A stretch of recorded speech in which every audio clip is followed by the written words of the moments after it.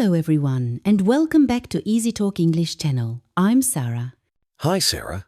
It's great to be here for another episode. And hello to all our amazing listeners. We're so excited to start a new series called English in Daily Life, Real Conversations for Real Situations. That's right, Danielle. In this series, we'll be exploring everyday topics and showing you how people really talk about them in English. We want to make learning English practical and useful for your daily life. Exactly. So before we dive in, if you're new here, please hit that subscribe button and ring the notification bell so you don't miss any of our future episodes. And if you enjoy our content, please give this video a thumbs up. It really helps us reach more learners like you. Oh, and don't forget to share this episode with your friends who are also learning English. The more the merrier. Absolutely. Okay, Danielle, so what exciting topic are we tackling today for our first English in Daily Life episode?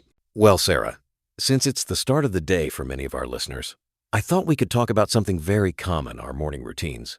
How do you start your day? That's a fantastic topic, Danielle. Everyone has a morning routine, whether they realize it or not. It's such a fundamental part of our daily lives. So let's start with you, Danielle. What does your typical morning look like? Okay, so my alarm clock usually goes off around 7 a.m. I'm not a morning person, so the first thing I do is hit the snooze button, maybe once or twice. I think a lot of people can relate to that, Danielle. Yeah, I need those extra few minutes. When I finally get out of bed, the first thing I do is drink a big glass of water. I find it helps me wake up and feel more refreshed. That's a great habit. I should probably start doing that more consistently. You should. After that, I usually head to the bathroom to brush my teeth and wash my face. Nothing too exciting there, standard morning procedures. What comes next for you? Next, I like to make myself a cup of tea. I'm a big tea drinker. While the water is boiling, I usually stretch a little bit. Just some simple stretches to get my body moving. That sounds lovely and relaxing. I usually go straight to making coffee. I can't function without my morning coffee. Hey, I understand that. After my tea, I usually get dressed. I like to lay out my clothes the night before to save time in the morning. That's a smart idea. I'm always rushing to find something to wear. It definitely helps. Then, depending on the day, I might do a quick workout at home or head straight to the kitchen to make breakfast. What do you usually have for breakfast? It varies, but I often have toast with avocado and eggs, or sometimes oatmeal with fruit and nuts. I try to eat something healthy to give me energy for the day. That sounds delicious. My breakfast is usually a bit simpler, maybe just a piece of toast or a quick bowl of cereal. I'm not always very hungry in the morning. And after breakfast, what's the next part of your morning routine, Danielle? After breakfast, I usually check my emails and plan my day. I like to make a to-do list so I know what I need to accomplish. That's a very organized way to start the day. I should probably try that more often. For me, after breakfast, I usually spend some time catching up on the news or reading a book before I start working. So that's your morning routine at home. What about when you have to go to work? Does it change much? Not drastically, but I do need to factor in commute time. So I might wake up a bit earlier to make sure I have enough time to get ready and travel to work. I also make sure my bag is packed the night before with everything I need.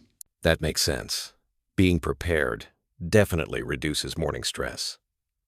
Now, let's think about our listeners who might be students. What might their morning routine look like? That's a great point, Danielle. For students, their morning routine would revolve around getting ready for school or university. They might wake up, shower, get dressed, and then have breakfast. And depending on their age, they might need some help from their parents to get ready, especially younger students. Exactly. Parents might be helping with packing school bags, making lunches, and ensuring their kids get out the door on time. And for university students, their mornings might be a bit more flexible depending on their class schedule. They might wake up later if they don't have early classes, or they might use the morning to study or work on assignments. That's true. They might also grab a quick breakfast on the go, like a coffee and a pastry if they're running late for a lecture. Now, let's think about people who work outside the home. Their morning routine might be quite different too, depending on their job. Definitely. Someone who works in a physically demanding job might have a more substantial breakfast to fuel their day. They might also have a specific routine for getting their work clothes ready. And someone who works in an office might spend more time getting ready, choosing their outfit carefully, maybe even doing their hair and makeup. Yes, and their commute could also be a big part of their morning. They might listen to music, podcasts, or audiobooks to make it more enjoyable or productive. That's a great idea, using commute time to learn something new or catch up on things. Absolutely. Now, let's imagine a different scenario. What if someone wants to grab breakfast at a cafe before heading to work or school? What kind of English might they need to use? Oh, that's a fun one. So, they might walk into the cafe and say, "Good morning." And the barista might reply, "Good morning. What can I get for you?" Then the person might say, "I'd like a coffee, please. A latte, maybe. Or, could I have a cappuccino, please?" It's always polite to say, "please." Definitely. And if they want something to eat, they could say, "And I'll also take a croissant." Or, "Do you have any breakfast sandwiches?" The barista might then ask, "For here or to go?" Meaning, do you want to eat it at the cafe or take it with you? And the person would reply, "To go, please." Or, "For here, thank you." They might also specify if they want milk, sugar, or other additions to their coffee, like, "Could I have oat milk instead of regular milk?" Or, "Just a little bit of sugar, please." And when they're ready to pay, they might ask, "How much is that?" Or, "What's the total?" The barista would then tell them the price, and they could pay with cash or card, saying, "Here you go." And it's always polite to say, "Thank you," after receiving your order and change. Absolutely. Even a simple interaction like ordering breakfast at a cafe involves using some key English phrases. It really does, and it's a great way to practice English in real-life situations. Now, let's think about other things people might do in their morning routine. Some people like to exercise first thing in the morning. Yes, that's a great way to start the day with energy. They might go for a run, do yoga, or hit the gym. And after exercising, they'd probably take a shower and get ready for the day. Others might prefer to meditate or do mindfulness exercises to clear their minds and set a positive tone. That's a wonderful practice. It helps reduce stress and improve focus. And some people like to read a book or the news before starting their day. It's a calm way to ease into the morning. Exactly. It's all about finding what works best for you and building a routine that makes you feel good and ready for the day. So, Danielle, what are some common phrases our listeners might hear or use when talking about their morning routine? Great question. Here are a few. My alarm goes off at, I hit the snooze button. I get out of bed. I brush my teeth. I wash my face. I make a cup of tea or coffee. I get dressed. I have breakfast. I check my emails. I plan my day. I commute to work or school. I grab a coffee on the go. Those are some really useful phrases. And what about asking someone about their morning routine? They could ask, "What's your morning routine like? How do you start your day? What do you usually do in the morning?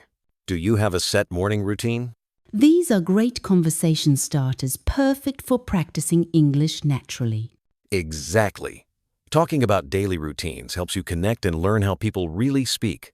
So, Danielle, what do you think is the most important part of a good morning routine? For me, it's having my coffee. It wakes me up and gets me focused. And planning the day helps reduce stress. I agree. For me, it's having a little quiet time before the day starts, maybe with tea or a book. It's so personal, isn't it? What works for one person might not for another.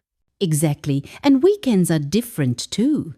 I love sleeping in and enjoying a slow breakfast. Same here.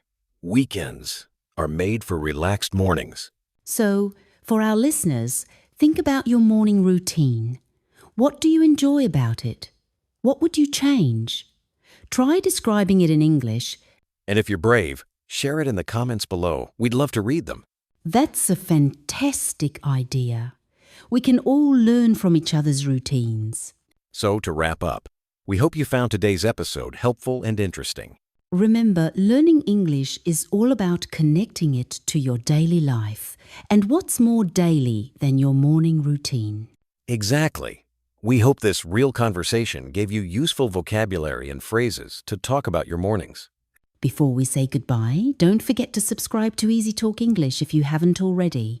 And give this video a thumbs up if you enjoyed it, and share it with anyone who might find it helpful. Leave a comment below about your morning routine or any questions you have. We love hearing from you. Thanks so much for joining us, everyone. It was a pleasure, Danielle. You too, Sarah.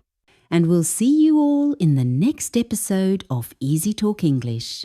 Bye for now. Take care.